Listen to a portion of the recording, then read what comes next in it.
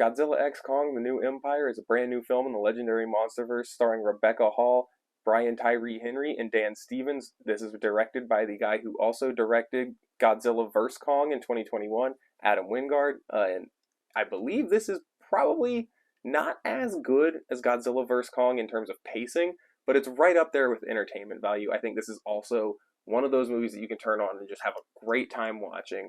There's a ton of monster action. I'm really going to have to dance around a lot of it in terms of the monster action because most of it's going to end up being spoilers. I think the only villain or villainess kaiju in the entire trailer run of this film is Skar King, but I also avoided most of the trailers, so I don't know if all of that is exactly accurate. They might have shown maybe a flash or a screen cap of one or the others, so I'm trying really hard to dance around what monsters are in this film that aren't immediately in the branding or shown in the first trailer. The monster action in this film is absolutely fantastic. It's animated extremely well, and for a movie that has a $135 million budget in comparison to pretty much every other film that's coming out of Hollywood these days, that feels like a really low amount. They're going to easily make that money back. I would assume probably at the end of opening weekend, this is going to be near making its money back already. This is going to be a film that any action movie fan is going to tell someone to go see. Any monster movie fan is going to tell someone to go see. Sci-fi, and honestly, even horror fans, in terms of just Godzilla being like not in the genre, but adjacent to the genre. Our theater was surprisingly packed for a Thursday night pre-screening before, I guess, its technical opening night on Friday. And I genuinely think every single person in that theater had a great time. When we walked out, there were multiple groups of people just standing in the hallway of the theater talking about the film and hoping that it can continue and they get another movie in the Monsterverse and they just keep cranking these out. I'm really glad that this is going to be one of those films people end up seeing probably twice in theaters simply just because it's a good time. And it clocks in under 2 hours long. It's an hour 55, I think before credits roll, it's an hour 51 or an hour 52. And you're going to enjoy every minute of that outside of maybe a little bit of the human story. Dan Stevens and Brian Tyree Henry carry the human story more than any other characters. I think that's probably going to be the consensus you get from everyone who goes to see this movie. Rebecca Hall does a good job in her role, don't get me wrong. But the chemistry between Stevens and Henry are genuinely going to be impossible to beat in terms of any other character comparison in this film. And I really think what you're going to have is fans of the Monsterverse are going to go insane for this just because it's a great time. But you're also going to have people who were like, oh, well, there's too much human action or too much human story being told in some of the earlier Monsterverse films, where this has a lot more action than I think some of the other ones in this series, except maybe Godzilla vs. Kong, in which there was some related or some similar amount of content in terms of monster fighting. There's going to be people who are probably a little disappointed that Godzilla doesn't get as much screen time as Kong does in this film. However, I think at the same time, those people will be okay with the fact that their main man, Godzilla, also has significantly more movies than Kong does in terms of content overall. And I know that Legendary isn't going to just let their big man sit on the sidelines for the next film when they do one. Godzilla's probably going to get his fair share of screen time in the next one. He already got a lot in this one too, so I don't necessarily think that criticism's even completely fair. There's just going to be a lot of people who go in expecting Godzilla and Kong to team up, and it does take a little bit to get to that point in the film. That's going to be the closest I get to spoilers touching in this review. Its pacing could be better.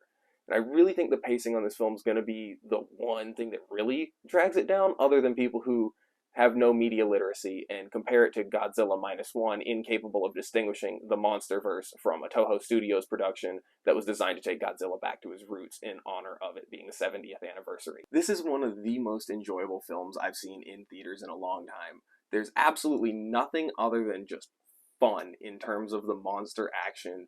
Is goofy, but it's really well animated. There's homage after homage to the 37 Godzilla films that come before this. This movie is exactly why people go to the theater. It's 2 hours of pure entertainment, pure fun. It feels like, I guess, a Saturday morning cartoon at times in terms of the logistics and the logic you have to pull off to make the mental gymnastics of some of this work, but who cares? I don't really necessarily have the most fond appreciation for some of the human characters that end up in these films, but at the same time, I know that you're not going to be able to just animate 2 hours of Godzilla and Kong fighting people and be able to tell a story that actually moves the plot along at any point.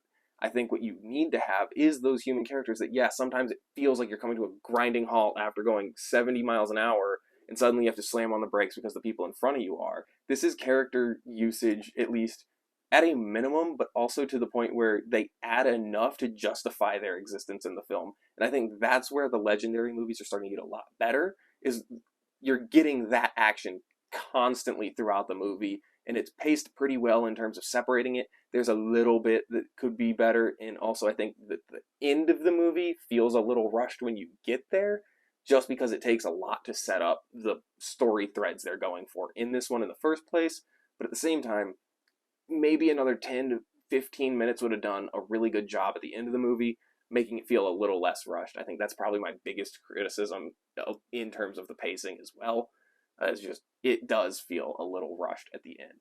But other than that, I had a great time watching this. I was laughing super hard. There's a couple moments, including one of Kong's first encounters with other monsters in this movie, and it's the most hilarious thing I've seen in a movie in 4 or 5 years. I was cackling. The whole row with me was, the theater behind me was, and the theater in front of me was. That's the kind of content you just really go to these movies for, is you can just have fun with it. That's why people love these movies, is they're just fun. No one cares about having to have the most sound scientific logic ever behind these. You go for fun. It's a giant lizard and a giant monkey teaming up to fight a giant monkey and some friends who I can't name for spoiler purposes. You're going to want to see this movie in a theater. If you can go at a time that you think it might be packed, or go to a more crowded theater, because the reaction of the theater the first time I think might also help add to the experience a lot. This is going to be one of those movies that when it comes out, I'm absolutely buying the 4K. I'm going to pop it into the player I have, and I'm going to watch as many of the behind the scenes, as many of the bonus features as they're willing to include. And I really hope they let the Dolby Atmos track get added to this 4K, because I saw it in an IMAX theater and it adds so much to the experience, just being able to hear everything around you just get rattled by the movie as well. On a scale of 1 to 10, I'd have to give Godzilla x Kong: The New Empire an 8. I really thought this was one of those films that's just thoroughly enjoyable the whole way through for fans, and it's got pretty much everything you could ask for. Like I said, just a little bit better pacing would have put it over the top for me, over the moon. If you found this review to be helpful, make sure you leave a like below. Maybe comment what you thought could change in the movie to make it better, or what you thought of the movie in terms of score-wise or anything like that. If you really want to, give me your 1 through 5 ranking of the Monsterverse films down below. I'd have to say this is probably my second favorite, maybe my third. I gotta watch it a couple more times to make sure there's no recency bias playing in there. But as of right now, I'd say it's tied with Godzilla vs. Kong. Make sure you share this video with your friends if they're on the fence about going to see this one in theaters, because I really think the more full your theater is, the more enjoyable you're going to have of a time at the theater. Godzilla x Kong: The New Empire is a really enjoyable entry into the Monsterverse, and I really had a good time getting to see this one with a pretty reactive theater as well. If you get to catch this one in theaters, I hope you have as great of a time as I did when I saw it.